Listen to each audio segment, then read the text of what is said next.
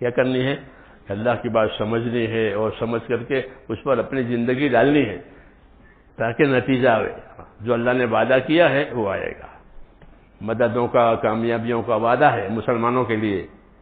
تو جب ہمارا معاملہ صحیح ہوگا اللہ سے تو وہ وعدہ، اور معاملہ صحیح نہیں ہوگا تو پھر وہ وعدہ رک جائے گا. اور جتنے ہم دیر کریں گے اتنا وہ وعدہ پورا ہونے میں بھی دیر لگے گی، اور جتنا ہم جلدی کریں گے وعدہ بھی اتنا جلدی پورا ہوگا. اللہ وعدہ خلافی نہیں کرے گا، بلکہ وعدے کو رکھا ہے کہ اب دیکھو یہ جلدی کریں گے تو ہم جلدی دے دیں گے، یہ دیر کریں گے تو ہم بھی دیر کریں گے. وعدہ خلافی تو ہوگی نہیں، جو وعدہ کہ وہ تو اللہ پورا کرے گا. سمجھ میں آئی نا بات؟ اس لیے حکم ہے کہ اللہ کے کام میں آگے بڑھو، اللہ کے کام میں جلدی کرو تاکہ وعدہ پورا ہو جائے. جتنا اللہ چاہتے ہیں وہ ہو گیا تو جو ہم چاہتے ہیں وہ ہو جائے گا. ان تنصروا اللہ ینصرکم، کہ تم اللہ کے مددگار بنو گے تو اللہ تمہارا مددگار بنے گا. لین دین ہے اللہ سے، جیسے دکانوں کا مال لیا، نہیں بغیر مال کے کوئی مال دے گا؟ ہاں نہیں دے گا. لین دین تو اللہ سے ہمارا لین دین ہے کہ ہم کام کریں گے اللہ وعدہ پورا کرے گا، ہم کام کریں گے اللہ وعدہ پورا کرے گا. ہمارے ساتھ مدد کا وعدہ ہے، ہمارے ساتھ اطمینان اور سکون کا وعدہ ہے، ہمارے ساتھ عزت کا وعدہ ہے کہ ہم عزت دیں گے، ہم سکون چین دیں گے، ہم مدد دیں گے، ہم برکت دیں گے. یہ سب وعدے ہیں مسلمانوں کے لیے کہ ان کو برکتیں دیں گے،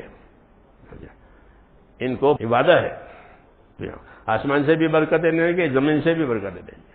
کیا سا برکتوں تو ہوگی، برکتوں کی. ہاں یہ وعدے ہیں اللہ تعالیٰ کے. قُلْ آمَنُوا وَاتَّقُوا لَفَتَحْنَا عَلَيْهِمْ بَرَكَاتٍ مِّنَ السَّمَاءِ وَالْأَرْضِ. یہ شہروں میں رہنے والے اپنی زندگی ایمان والی، یقین والی، تقوی طہارت والی اپنی زندگی بناوے تو ہم اس کو آسمان کی برکتیں بھی دیں گے اور زمین کی برکتیں بھی دیں گے. ہاں یہ الگ ہے، بدلہ جو ملے گا وہ الگ. یہ تو برکتیں ہیں، برکتیں کہ بدلہ سے اوپر، کہ پہلے برکتیں دیں گے. ایمان کی وجہ سے اللہ برکت دیتا ہے، اور برکت دینے سے ان کے مسائل آسان ہو جاتے ہیں.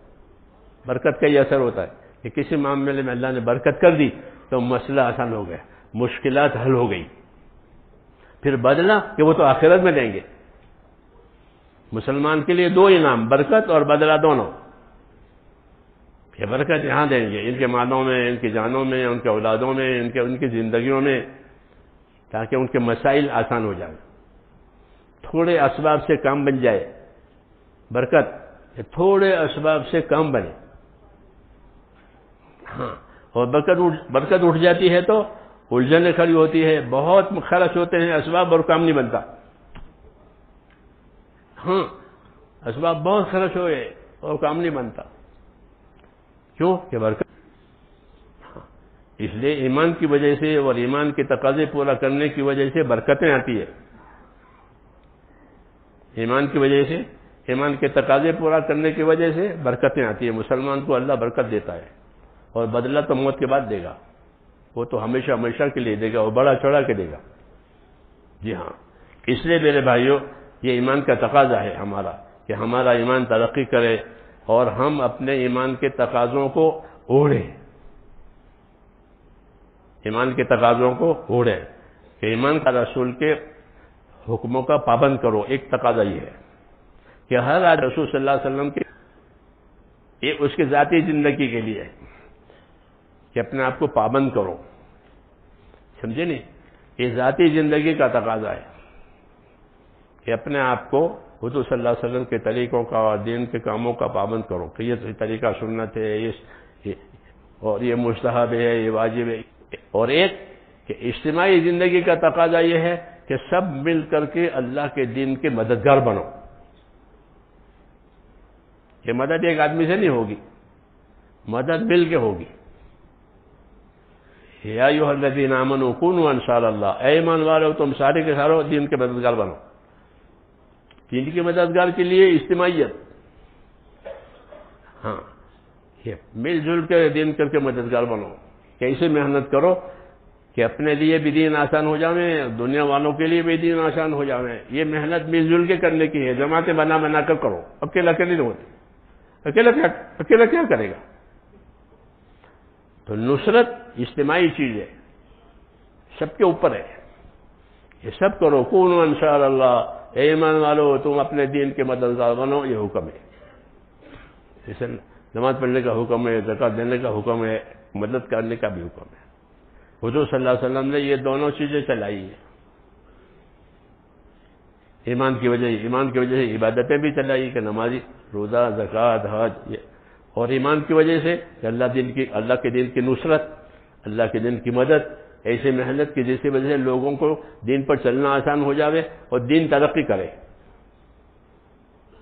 یہ دونوں کام اللہ نے نہیں بناؤ کہ کوئی فریضہ باقی نہ رہے، ہاں جو چیزیں فرض کی ہیں اللہ نے وہ پوری ہو جائے اپنی ذاتی زندگی میں، اور عمومی زندگی میں ایسے محنت کرو کہ اللہ کا دین دنیا میں پھیلے، لوگوں کو دین پر چلنا آسان ہو۔ جماعتیں جا کر لوگوں کو دعوت دیتے تھے، دین سمجھاتے تھے۔ حضور کے زمانے میں ایسے لوگ ہو گئے تھے کہ جو مسلمان تو ہیں مگر انہوں نے حضور کو نہیں دکھائے، کیوں کہ آپ کی جماعتیں گئی، انہوں نے ان کو مسلمان بنایا۔ آئٹم دنیا میں نہیں ہے بڑی آئٹم ہے اپنے نفع میں، جی ہاں، ایسے یہ دین، وہ دین کا کام، اس سے بڑی کوئی چیز نہیں ہے، دین سے بڑی کوئی چیز نہیں ہے۔ پھر دین کی نصرت کرنا، دین کی دعوت دینا، یہ ایک بڑی کمائی ہے۔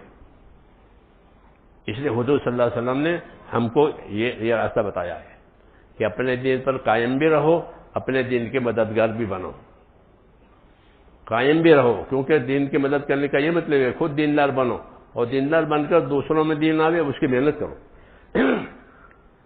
تو اس محنت کی وجہ سے دنیا کی مصیبتیں ختم ہو جائے گی، پکی بات ہے۔ مسلمان دین کی محنت پر آئے گا تو یہ مصیبتیں ختم ہو جائے گی، برکتیں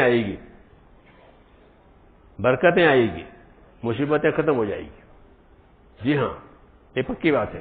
لیکن ہم کرتے نہیں ہیں، سن کر خوش ہو جاتے ہیں، برکت جب آئے گی جب عمل میں آوے، ہاں، اس لیے میرے بھائیو اس کو عمل میں لانا ہے، پھر اللہ خود دکھائے گا۔ جیسے کہ وہ محتاج مر گئے، وہ قرضدار مر گئے نا، انہوں نے بہت کھلایا، ہاں، وہ جو ان کو سخاوت کی دعوت دیتے تھے کہ سخی بنو، انصار سے کہتے کہ سخی بنو، کیوں؟ اللہ نے ان کو دیا تھا، کسی کے پاس نہ ہو تو اس کو سخی بننا کہہ سکتے، کچھ ہے نہیں، کیا سخی بنے گا؟ کہ تم کو اللہ نے دیا ہے، سخی بنو، ہاں، تو وہ خرچ کرتے تھے، کیا تو خرچ کرتے کرتے وہ مالدار ہو گئے کہ اللہ نے خوب دیا ان کو۔